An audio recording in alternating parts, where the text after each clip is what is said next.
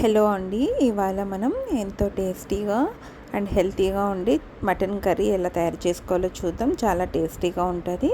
దీనికోసం ముందుగా పాన్ పెట్టుకొని ఇందులో 2 టేబుల్ స్పూన్ల ధనియాలు, కొద్దిగా చెక్క, 1 ఇలాచి, 2 లవంగాలు, 2 లేదా 3 లవంగాలు తీసుకొని దోరగా వేయించుకోవాలి. తర్వాత ఇందులో 2 టేబుల్ స్పూన్ల గసగసాలు కూడా వేసుకొని దోరగా వేయించుకొని పక్కన పెట్టుకోవాలి.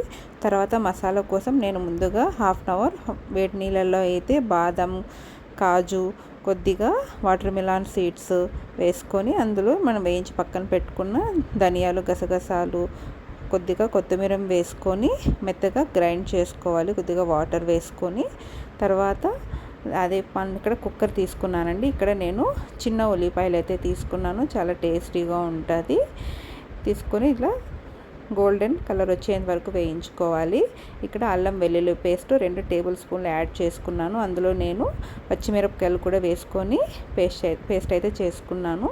తర్వాత 1 టమోటా తీసుకొని చిన్న చిన్న ముక్కలుగా కట్ చేసుకొని వేసుకొని బాగా వేయించుకోవాలి. వేగిన తర్వాత ఇక్కడ నేను 1/2 kg మటన్ అయితే తీసుకున్నానండి. 1/2 kg మటన్ తీసుకున్నాక శుభ్రంగా కడిగి పక్కన పెట్టుకొని ఇలా వేసుకొని నీట్గా మసాలా అంతా కలిపేంత వరకు బాగా వేయించుకోవాలి. తర్వాత కొద్దిగా పసుపు వేసుకొని ఇలా కలుపుకోవాలి. కలుపుకున్న తర్వాత ఆ మటన్లో ఉండే వాటర్ అంతా కూడా పోయేంత వరకు మనం ఇలా వేయించుకొని 1-2 నిమిషాల పాటు మూత పెట్టుకొని వేయించుకోవాలి. తర్వాత మనం పేస్ట్ చేసి పెట్టుకున్న మసాలా అయితే ఇందులో యాడ్ చేసుకోవాలి. యాడ్ చేసుకున్న తర్వాత 2 నిమిషాలు ముక్కలకంతా పట్టేంత వరకు మసాలా బాగా వేయించుకోవాలి. ఇక్కడ చూపించినట్టుగా బాగా కలుపుకోవాలండి. తర్వాత ఇక్కడ నేను 2 టేబుల్ స్పూన్ల రాళ్ళుప్పు అయితే తీసుకున్నాను. తర్వాత కొద్దిగా వేసుకొని కొద్దిగా కారం పొడి అయితే వేసుకొని బాగా ఇలా కలుపుకోవాలి. కలుపుకున్న తర్వాత మీరు తిని టేస్ట్ని బట్టి వేసుకోవచ్చు. ఇక్కడైతే నేను 2 టేబుల్ స్పూన్లు మాత్రమే యాడ్ చేసుకున్నాను. వేసుకొని ఇలా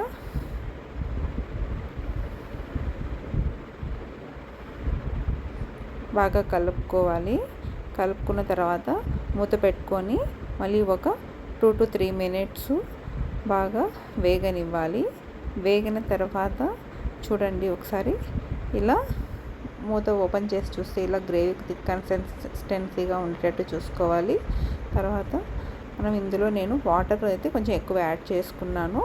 కొంచెం లేత ముక్కలండి ఇక్కడ మటన్ నేను తీసుకునేది కాబట్టి కొద్దిగానే వాటర్ యాడ్ చేసుకున్నా నేను.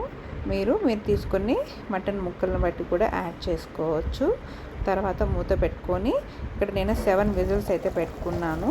విజిల్స్ పెట్టుకున్న తర్వాత కొద్దిగా ఓపెన్ చేసి మూత కొద్దిగా పెప్పర్ పౌడర్ అయితే యాడ్ చేసుకోవాలి. చాలా టేస్టీగా ఉంటుందండి. మంచి ఫ్లేవర్ అయితే వస్తుంది మటన్కి.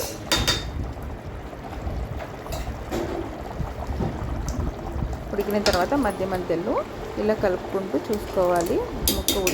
ముక్క మెత్తగా ఉడికిందా లేదా అని చెప్పేసి. అంతే అండి, చాలా టేస్టీగా ఉండే మటన్ కర్రీ రెడీ. దీన్ని రైస్ లేక్ కానీ చపాతీ పూరీలోకి ఎందులోకైనా తినచ్చు. Thank you.